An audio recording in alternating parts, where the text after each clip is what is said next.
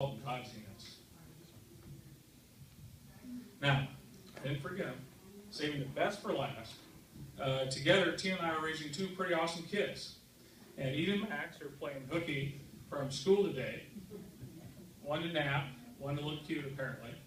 And they're here. And so, Eden, you want to wave at everybody like we practiced? Do your little princess wave. All right, she gets some chocolate later.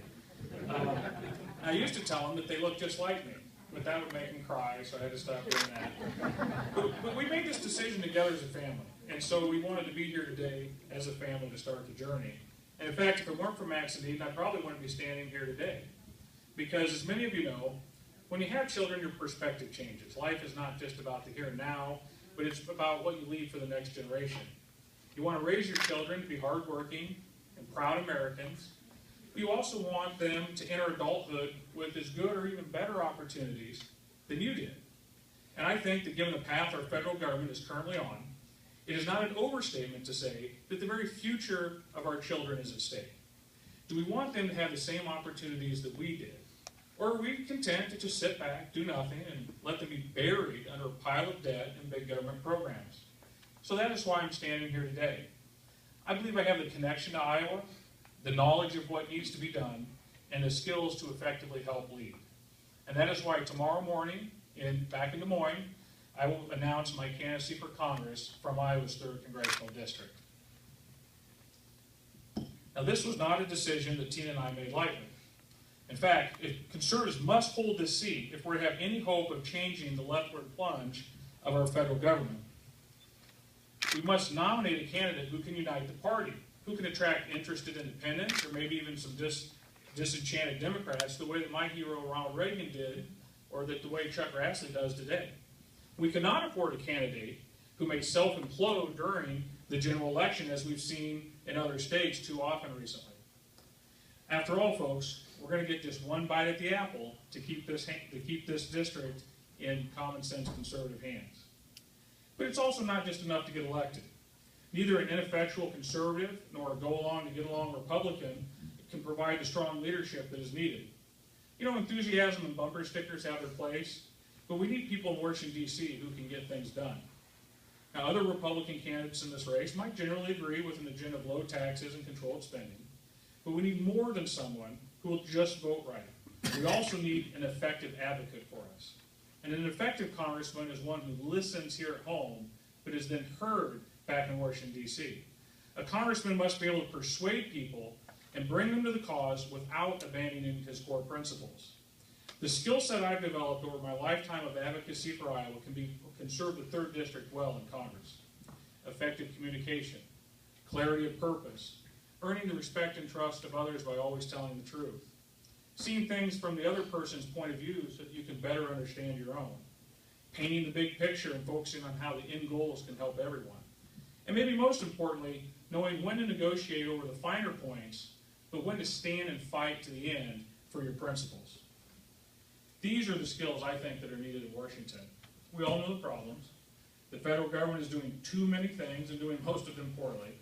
In fact, you know, the public perceives that our federal government is dysfunctional because, well, it is.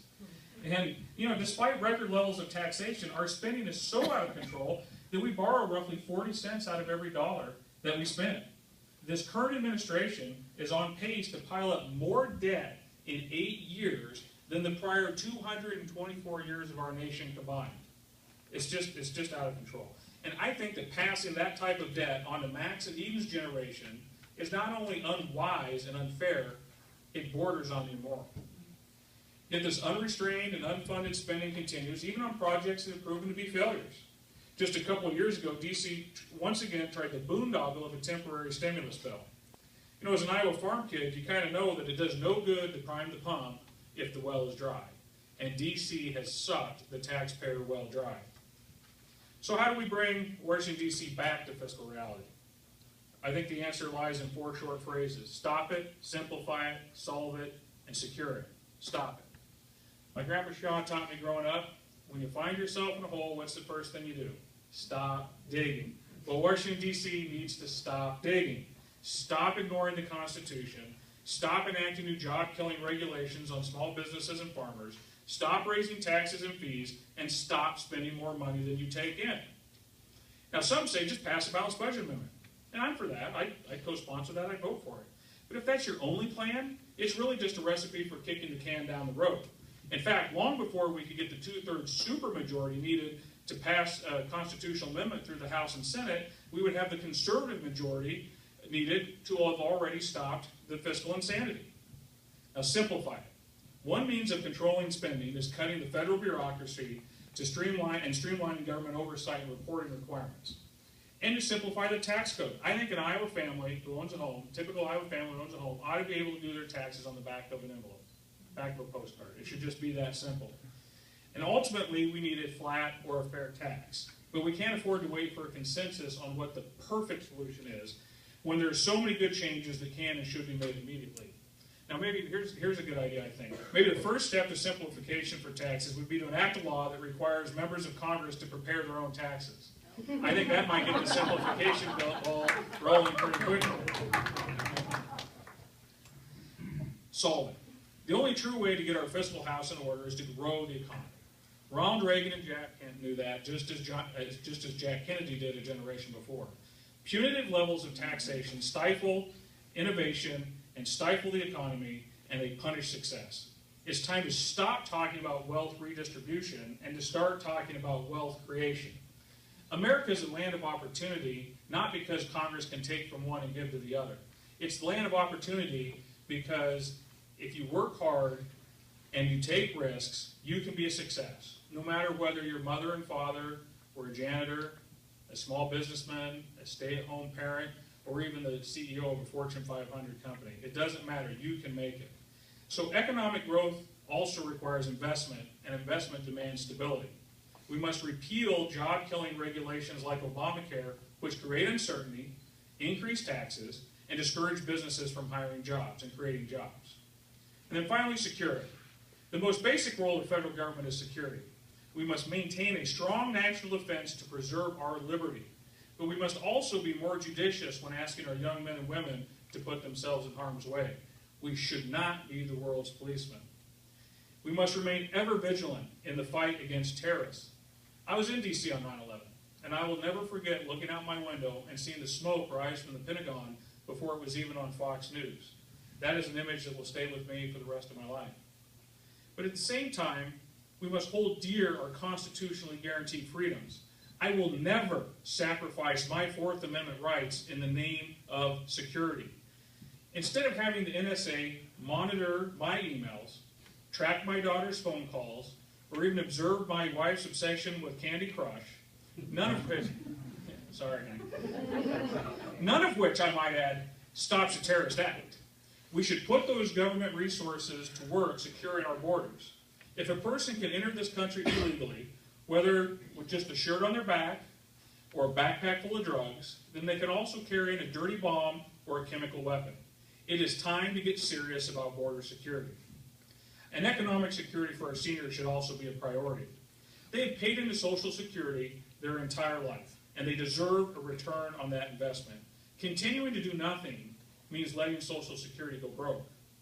Now, when I worked on the Senate Special Committee on the Aging, we worked to root out waste, fraud, and abuse in those programs, but there is more that can and should be done. Now, by telling the federal government to stop it, simplify it, solve it, and secure it, we can spur economic growth and ultimately solve our fiscal problems. Growth equates to jobs.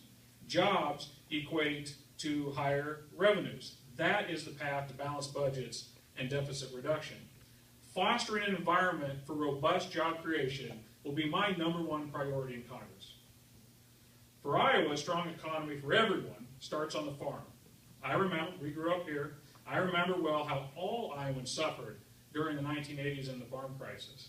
And today, Iowans on and off the farm are doing better because agriculture has been powering the economy.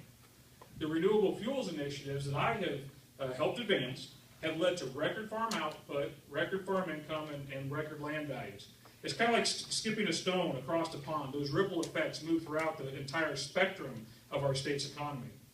Now, robust farm income isn't just felt at the farm implement dealership on the edge of town. It's felt downtown at the clothing store. It's felt at the car dealership. It's felt at the home improvement center or even at the local community colleges and other colleges like Simpson College or Drake University here in the 3rd District.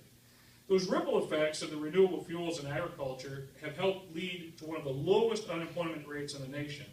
It is no coincidence that 4 of the 6 lowest state unemployment rates are in Iowa, Nebraska, and the Dakotas. It's really not hard to figure out. But our goal isn't just a strong Iowa economy, it's a strong American economy too. We all benefit from that as well. So boosting the ag economy, I want to stress, is a beginning. It is not an end. Now, over the course of this campaign, I'll be addressing a literal alphabet of additional policy positions, and I'll do a little alphabet here. Max was supposed to be awake and help me with the alphabet, but he's gone.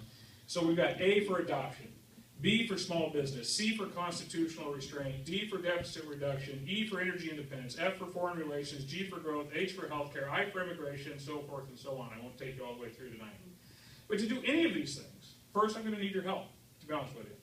And so I'm here today, let me be very clear, I'm asking for your help.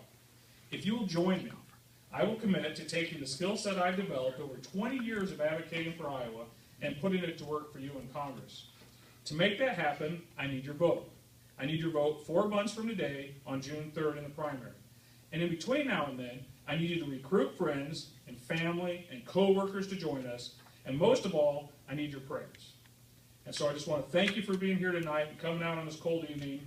And God bless you, and may God bless Iowa.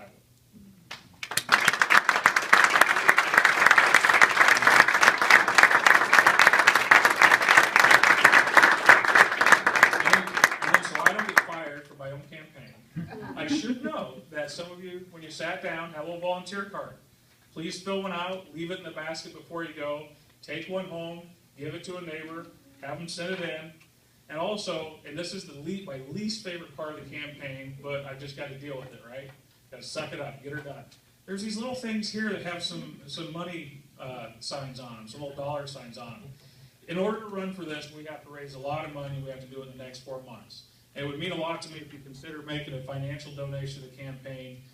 I want your vote. I want to earn your vote.